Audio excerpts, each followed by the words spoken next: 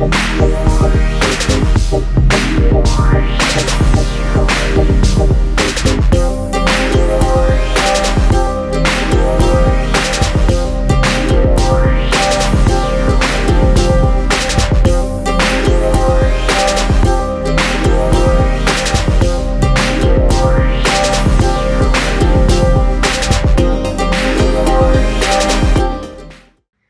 everybody, so Rwby Volume 6 is now in the books, and wow, what a volume. Something good has happened, something bad has happened. Overall, this volume has given us a lot to think about. And last year, I did a video where I recapped the first 7 episodes. Now, I'm going to do a 2-part thing where I recap the next 6 episodes of this volume. And there's a lot to talk about, so let's dive right into it. Episode 8, Dead End, opens with Team Rwby trying to get to Atlas, but they are stopped by the most annoying guards of all time. I can't show you because it's copyright, but they are the definition of idiot. Anyway, Crow says they are here to send Weiss home back to Atlas, and the guards go to the headmaster. Maria then says that she has history with the headmaster, and the headmaster appears and goes by the name of Caroline Cordovan. Maria and Cordovan get into a verbal showdown that is then interrupted by Rwby, and she tells Cordovan that they are trying to get Weiss home, but then Cordovan says she will not allow her friends of questionable character with her, showing some slight racism to Blake because of her being a faunus, and considering the history between the White Fang and the Schneedus Company, it's probably a good idea to keep her away from Jacques Weiss's father. Cordovan shuns the group once again, and Noah fires back with, "Oh yeah? Well, your face looks like a big dumb boot." Way to hit it with the comeback, Sam. Weiss almost gives up hope, but Rwby says they wouldn't leave her side no matter what. Crow then walks away for a drink, and it's at this point where Crow has given up on the entire mission. He does not want to continue. Ren and Noah stay positive, but because they still think they have a plan until they find out. So now Jean, Ren, and Nora are now steaming because now they found out that Ozpin has been lying to them this whole time. As Oscar tries to calm down Jean, in a fit of rage, Jean throws him into a wall and starts to yell at him. Rwby then yells at Jean to stay off of Oscar's case, and everybody decides to get some space away from each other. As I said in the last recap, I feel really bad for Ozpin. Oscar. I said that he is an innocent victim in a battle that's not even his. It's not his fault that Ozpin has been lying to the group, but look at it this way. Ozpin encouraged Pyrrha to embrace the power of the Fall Maiden, and she basically died while on Ozpin's watch. Just as her love story with Jean was developing. So, in a way, Jean is mad at Ozpin because Pyrrha died because of Ozpin. And that's what makes it so hard to watch, because it's just Oscar. It's not Ozpin. It's not Oscar who's the problem. It's Ozpin. Rwby tries to get a hold of Crow to no luck. Looks like he's really going hard on that liquor, right? Remember the last recap where I said that Maria might be Ruby's grandmother? Well, this conversation that the two have totally obliterated that theory. Rwby and Maria have a long conversation. So it starts with Rwby saying that she is losing her team. Then they have a long discussion about Ruby's silver eyes. They talk about how Maria and her father were silver-eyed warriors. Someone was trying to take them. How did she unlock them in the first place? And a very important one here. She says, the creatures of Grimm were made by the god of darkness, but your light comes from his brother. If anybody who paid attention in the 3rd episode, The Lost Fable, the god of light came to the domain of darkness and formed a light that took out half the entire Grimm that was there, symbolizing the Silver Eyes. Pay attention to these last lines because it can be a big part for Volume 7. Rwby says, you said the light only reacts to Grimm. but I used it during our battle in Haven. It reacted to Cinder.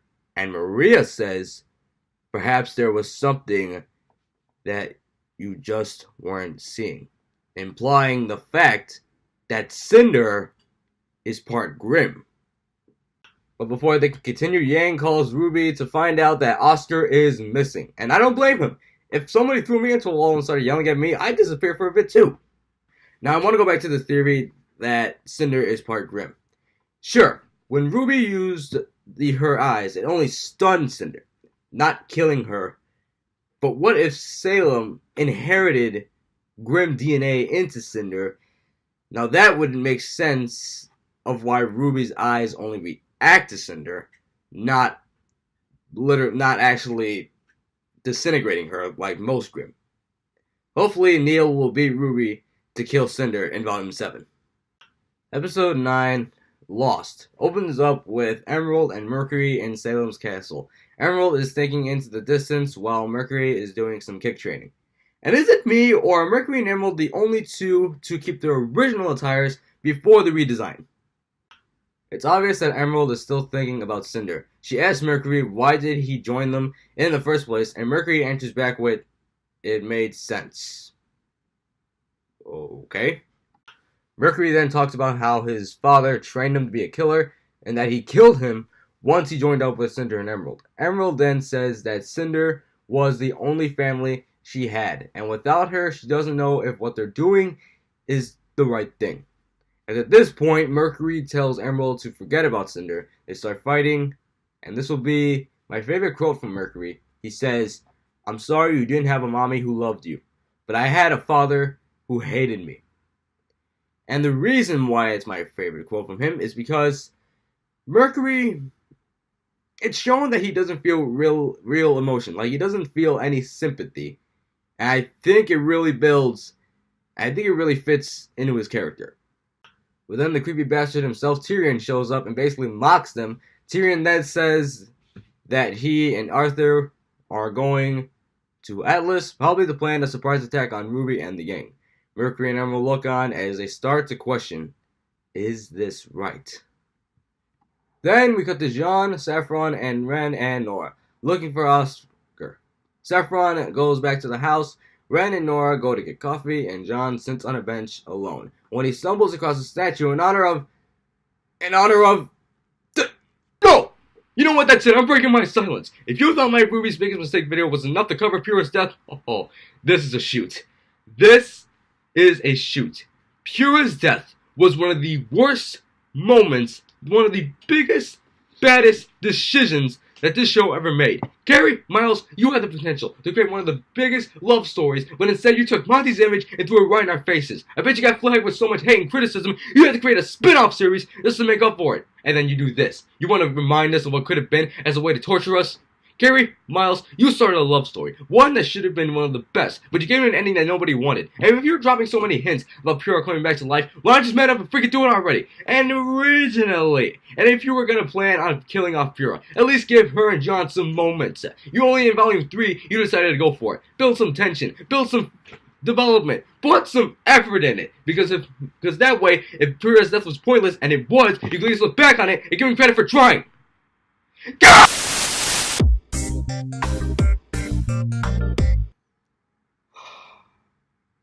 Sorry for the outburst, guys. I'm okay. Anyway, John stumbles across a statue in honor of Pura. Anyway, as John looks at the statue... Wait a minute. Is that... Oh my god, yes it is! It's finally happening again! Look, guys! Pura is back to life!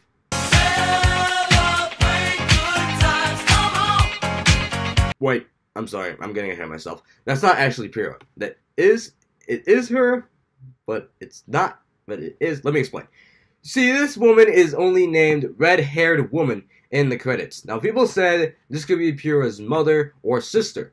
But what if that's Pura in disguise? Yes, it all makes sense now. She has her hair, her voice, and her look. And every time Jean said something about Pura, she answered him back as if Pura was answering him back. Jean said she should be standing here. She answered with, she is. Jean said Pura never got the chance to graduate, but like she was a huntress. She almost cried as she said, "Thank you." This entire scene with the statue and the two of them almost caused my brain to explode. I was screaming non-stop in my head, "That's Pura." As they're talking, Ren and Nora find John as the woman disappears. Okay, there's a possibility that could also be Pura's ghost. And it would also be cool if they did something where Pura is the church to Jean's Carolina, but I'd rather pull for the whole resurrection thing. Ren and Nora catch up to John, and then they notice the statue. And if you thought the part where Jean was hard to sit through, the part where Ren and Nora show up was even more tear-jerking. Because if you think about it, think back to Volume 1. Ren and Nora, they were outcasts. They were nobodies. And John and Pura were basically the same thing. And they were all lumped together to create Team Juniper, and they became one of the best teams ever. Then one of their soldiers fell, and now the team has lost their connection. There's no easy way to put it. Pura was the glue that held Team Juniper together, making her death another reason why it was pointless. Also, I am impressed of how they have been portraying Nora. In episode 8 and 9, they have been giving her real emotions. Ones that we've only seen glimpses of in Volume 4. You see, we see Nora as the slapstick comic relief of the series, but lately they have been giving her real anger and real sadness. Good job, Miles. Good job, Carrie. So Jean, Ren, and Nora start to head back to the house, but not before Jean looks back at the statue and says, "Thank you." You may see me as a critic, but I'm also a man, and a man has feelings, and sometimes those feelings need to be expressed. This is too much. Can't you see, or maybe you were the ocean. Back at the house, Team Rwby and Maria find Crow passed out on the stairs. Man, it looks like he went hard on that liquor, didn't he? Wait a minute, was he there the whole time they were looking for Oscar? The entire gang meets up at the house, then the door opens, and it is Oscar. He came back to the house. Wait, what? Everybody is reunited, but Crow does not want any of it, and says, "None of this is taking us closer to Atlas." That's when John gets the crazy idea of stealing an Atlas airship. Hooray for rebellion!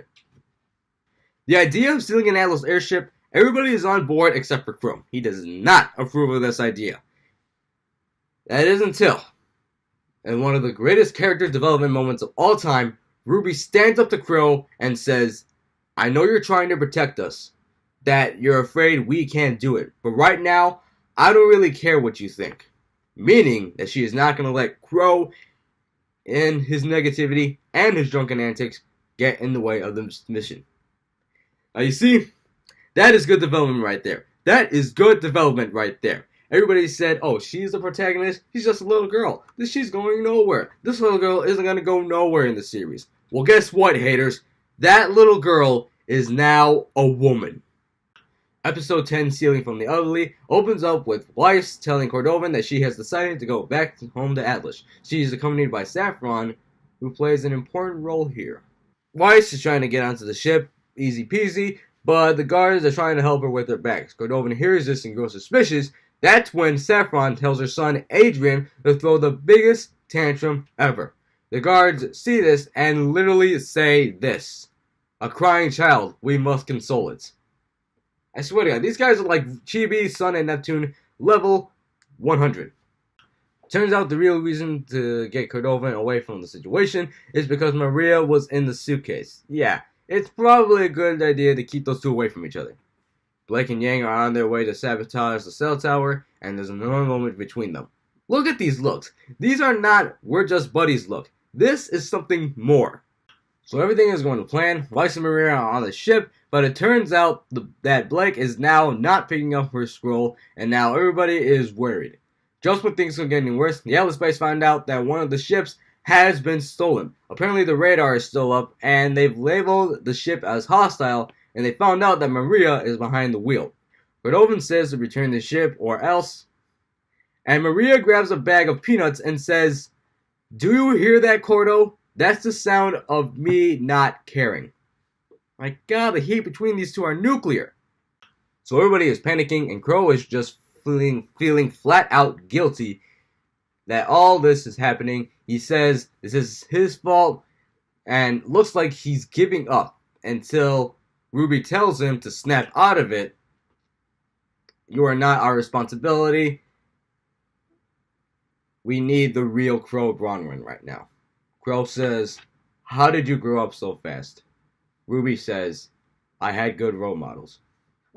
Yeah, I wouldn't actually count Crow as a good role model, but I guess we need to get through the scene somehow. It turns out that Cordovan has brought her own weapon to take out the kids, a giant robotic suit. Oh my god. Not only do they have ships, they have a transformer. Rwby tells Lex to get on the ground because we about to have a BFR. Big robot fight. Anyway, we find out why Blake didn't disable the cell tower in time is because... Oh, never mind. It's just another flashback. What? Oh god, it is. Oh god, it's the real thing. Look, guys, Adam is back in the series, and he's wearing a blindfold for some reason? Okay, this one I do not understand. Adam has a new mask, but why? I like the old mask better. See, the old mask actually describes his character, his aggressiveness, and his violence. With this mask, he just looks stupid. How can he even see out of that thing? Adam is back in the series with the intent on killing Blake off for good. And I like this. This is the Adam we needed. You see, in Volume 3, he was only there to scare her. In Volume 5, he was a bit timid and he ran away. In this one, he is now being portrayed as the cold-blooded killer we always knew he was.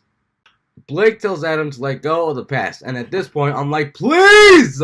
Seriously, Adam has become the alternate definition of an ex who wants to get together again. If you think about it, it's Adam's fault that Blake left him in the first place. You went crazy and evil, and Blake was like, screw this, and left. She's trying to move on, and you're not. Just do us a favor and die already! Blake and Adam stand across from each other, hopefully to end it all. And that is the end of part 1. Join me in a few minutes while I recap episodes 11, 12, and 13. Stay tuned.